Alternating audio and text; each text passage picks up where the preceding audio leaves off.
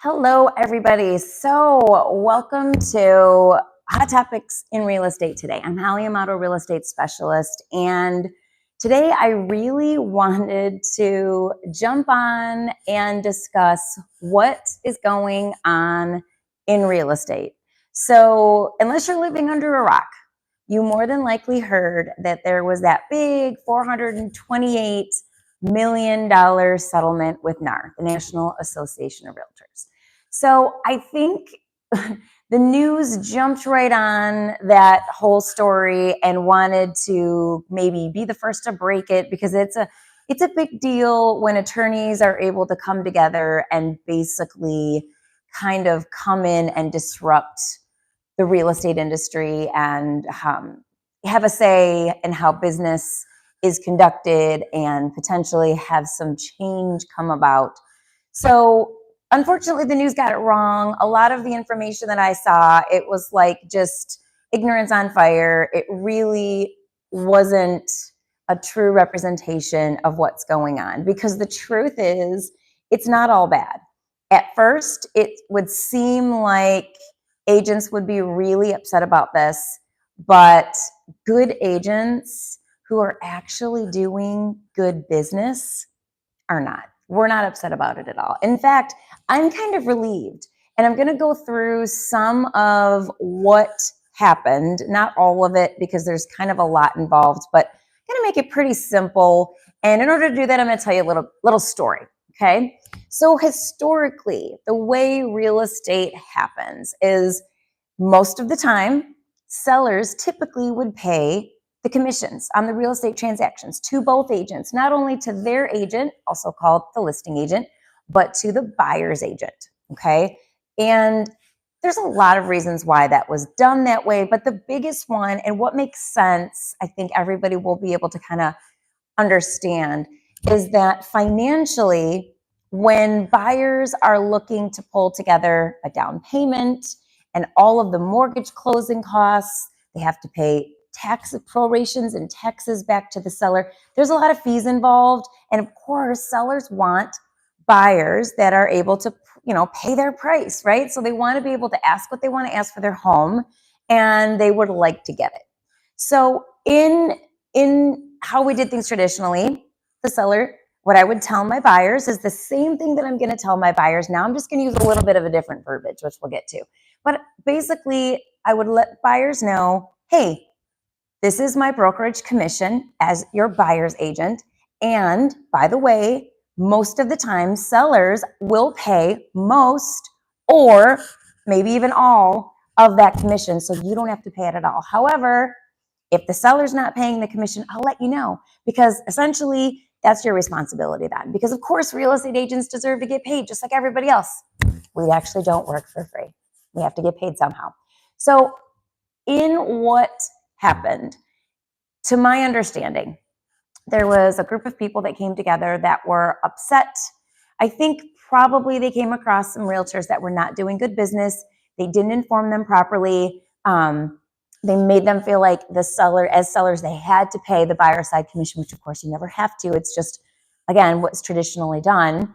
And somehow got the attention of some attorneys who decided to come together and create this huge class action lawsuit to come against the real estate industry.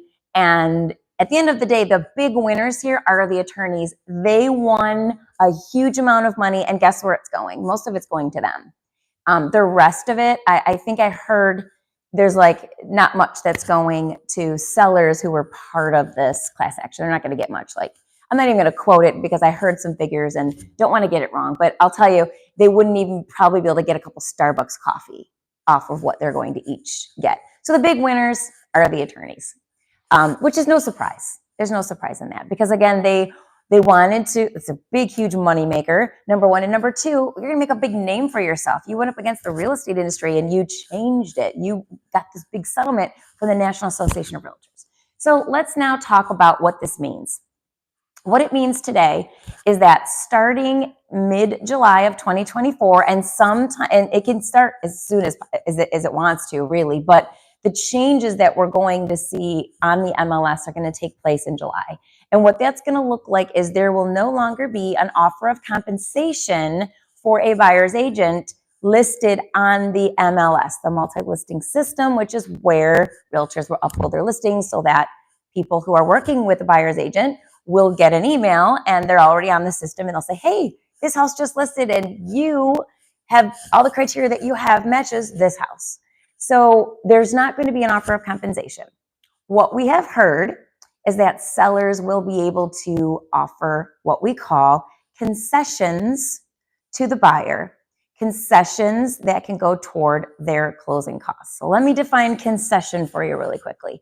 Typically, what we use concessions for, if a buyer needs help to purchase a home because they just don't have all the down payment and all those costs, they can ask the seller for concessions, which is like 1% or 2% or 3%, or it could be a flat amount of like $2,000, but basically the amount of money that the buyer needs to close.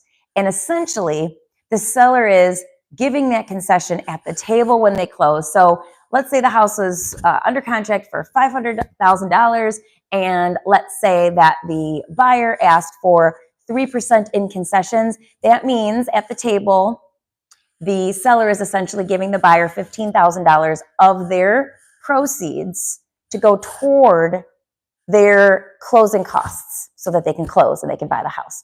We would see this a lot in like a buyer's market. Buyers would be able to get concessions much easier when it was a buyer's market, but we've been in a seller's market now for quite some time. So concessions are also used when you're doing a negotiation on the inspection. So when you're under contract and you do the inspection, and let's say the inspector finds some things that you had no idea were there, like, oh, the furnace isn't properly working. In fact, it's kicking out a little bit of carbon monoxide. It's going to need to be replaced. Or, oh, they go up in the attic and guess what? They found some mold, or they found some kind of infestation of some sort needs to be addressed.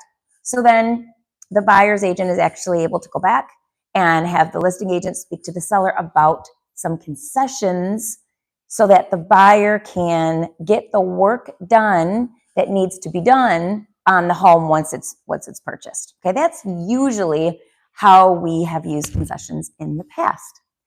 Now, concessions can be put on the MLS and it will be understood. It won't be put on the MLS as a compensation for an agent. It will just say something like seller offering buyer 2% concessions on the purchase of their property, or seller is offering the buyer 3% in concessions, or a seller is offering the buyer 4% in concessions. The seller will be able to determine the amount of concessions. It could be a flat amount, like $10,000, or it can be a percentage. The seller will be able to determine what they want to offer, if any. They do not have to. And here's the thing, they never had to. Never, ever has it been a thing where the seller had to pay a buyer's agent. Now, they did need to have some sort of a compensation agreement to be on the MLS, but there was never any set amount. That's always been illegal. No price fixing. So what's going to happen here? There's a couple of things that I see that are going to happen. When you look at comps, so when I come to sit down with the seller and let them know what their property is worth, let's say, okay? So I sit down with them and we're going to have a conversation about what your home is worth and what the comparable sales are in the area. When we're looking at those comparable sales, you have to remember, if you look every single one up today, they will show what the compensation was to that buyer's agent. So it could be 2.5%, it could be 3%, whatever it is.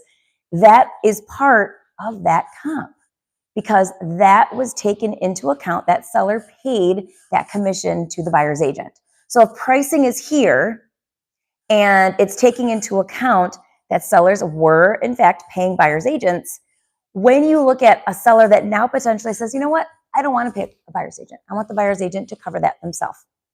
Well, is that seller going to be able to expect the same closing pricing on their home? And the answer is probably not, because when a buyer now has to cover their agent agent's fee, which again can be anything, but let's just use 3% because my brain does the math easier than saying 2 or like 2.5%. I'm just used to the 3, because a lot of times that has been our compensation, but recently that has started to change. So it's always been a negotiated amount of commission for the brokerage. Okay, so I have to keep saying that because again, that's why we got into this situation that we're in, because people weren't representing that properly. So it's kind of like my disclaimer that you're going to hear me say over and over again. But now that buyers may potentially have to pay some or all of their agent commission, that's going to affect their buying power. It's just math. We're looking at a market, which is still a seller's market.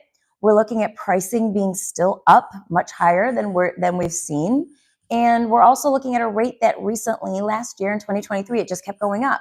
So we hit 8% last year. And now we're hovering, it's March, we're hovering anywhere 6.5% to 7%, depending on the credit and the loan product that you choose. So we aren't in that season of 3% and 4% that we really enjoyed for so long. So keeping that in mind, buyers have to come up with a bigger down payment. Their payment is going to be higher because the interest rate is up. And the thought of buyers having to compensate their own agent is going to affect their bottom line. Here's what hurts me and breaks my heart a little bit, well, more than a little bit. People that have money, it's not going to hurt them much. They're just going to have to realize, okay, great, so I have to pay my agent.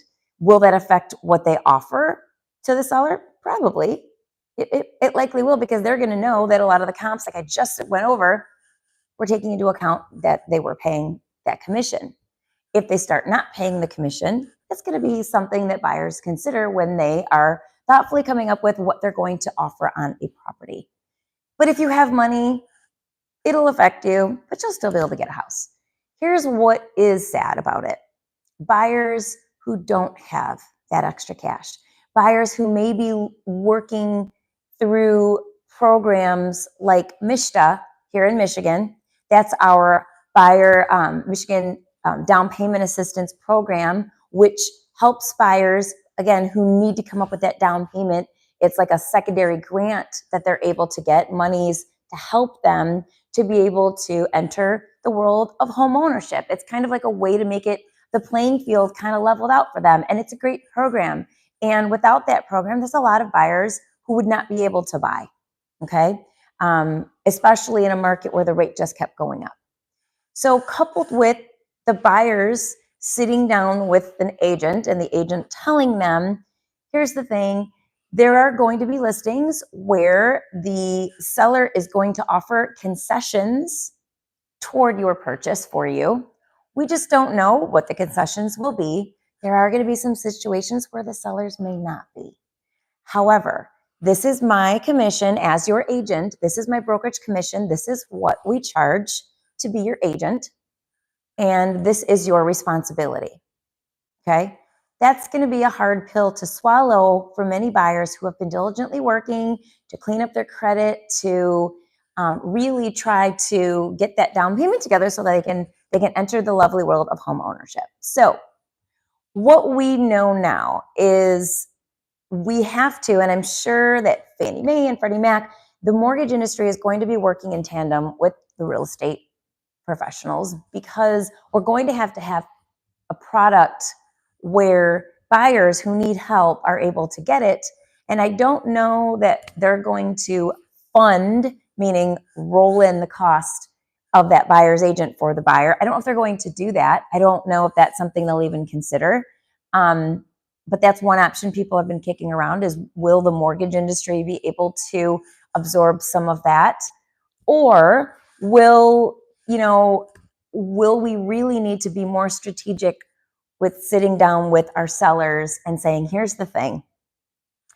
When you are helping the buyer to be able to purchase your home, you're going to get more of what you want, which is you're going to get your asking price, which is how we've always done it most of the time. Not always, most of the time.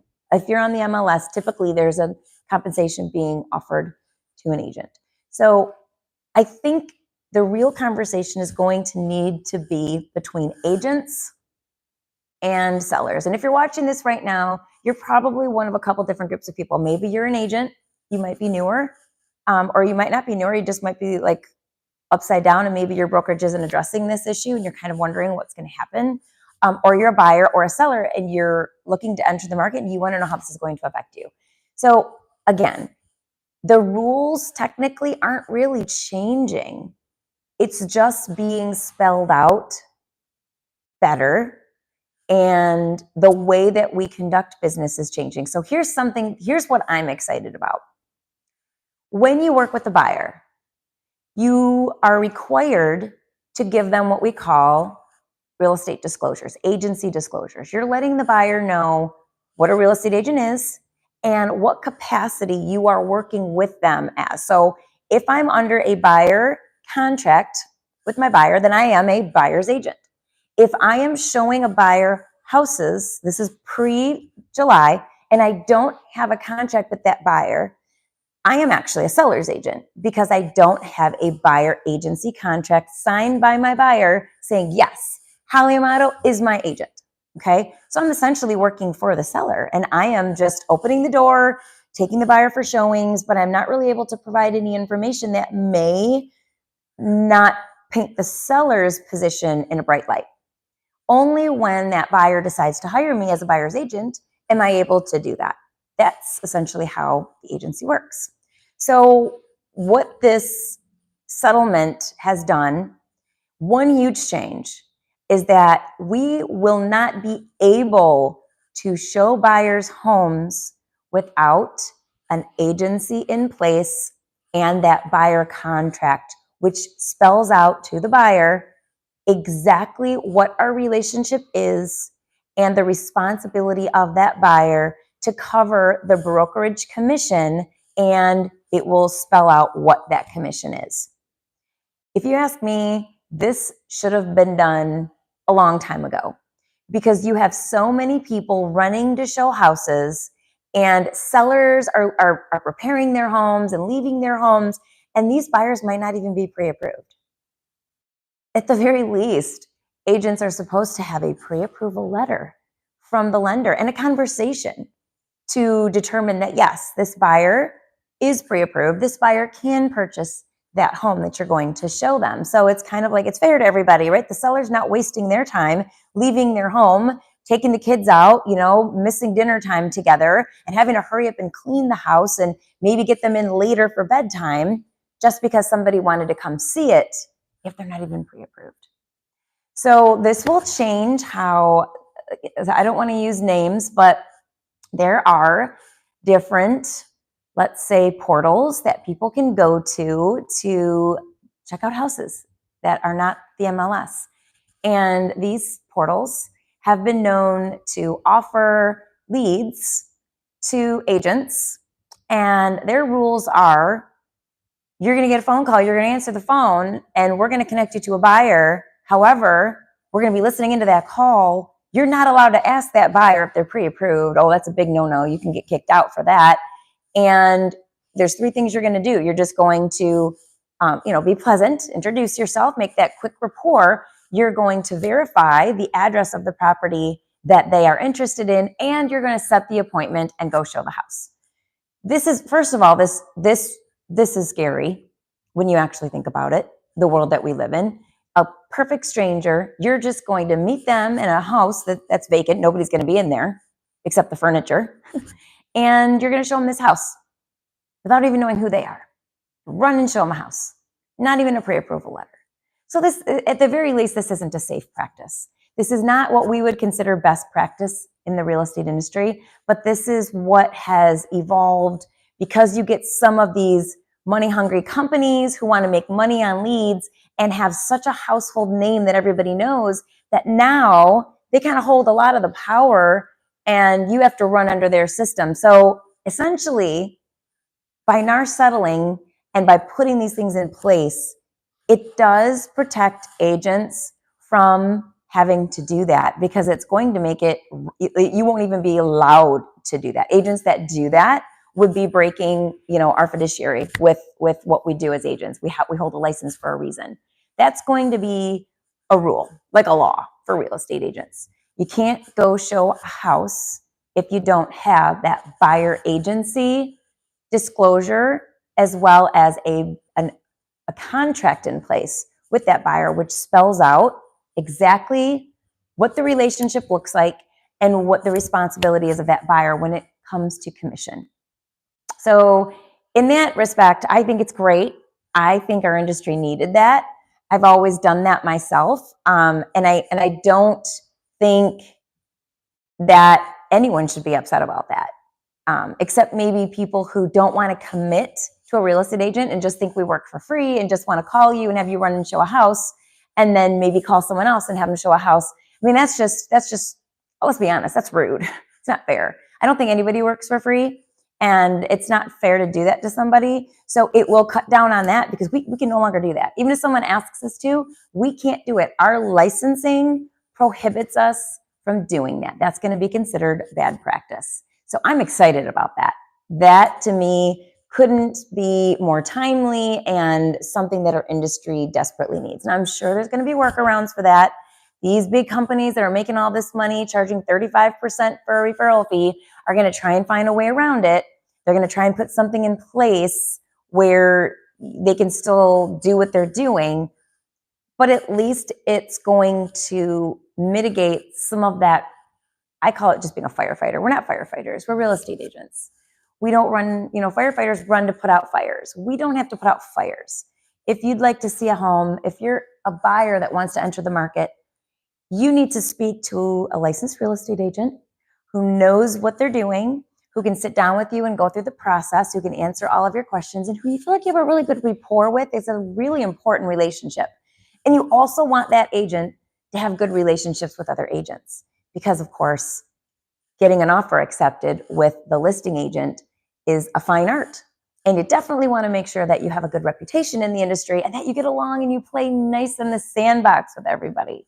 So there's going to be, and I'll probably come on again with more information, but for right now, I wanted to come on live because unfortunately the news is doing what the news does best, and it is disseminating information incorrectly, kind of fear mongering, and really not giving the whole story. They're not giving the whole truth. They're definitely not portraying things in a positive light. And so I wanted to be able to do that. Real estate is still happening. Buyers are still going to buy. Sellers are still going to sell. Real estate agents will always be necessary because, again, this is one of the, if not the biggest financial transaction most people will enter into in their lives, is buying and selling their homes. And you want that to be done with a professional who has your best interest covered, who understands legal ramifications of certain things, and is able to get you the most money that you can for your home and ensure that you make it to your next home without becoming homeless and having those gaps covered. Again, I'm Holly Amato, real estate specialist, and I would love to hear your thoughts, comments. Let's have a great discussion. Let's be respectful with each other, but let's have a great discussion because, again, I think real estate agents get a bad rap, and I work really hard. I love my clients, and their best interest is always and my best interest is their best interest. So I think that this is just a way to open up those conversations so that everybody understands what it is that we do, how we do it, and really kind of shed some light on some situations that I feel like have needed it for a really, really long time. So post some comments and some questions if you have them. If there's a topic that you'd love to have me discuss on a future video, or I'll go live, let me know what that is, and we can kind of have that dialogue, because that's really what I absolutely love. I love talking all things real estate and really finding ways for people to be able to have the American dream of home ownership. Everybody have an amazingly blessed day, and I'll see you again real soon.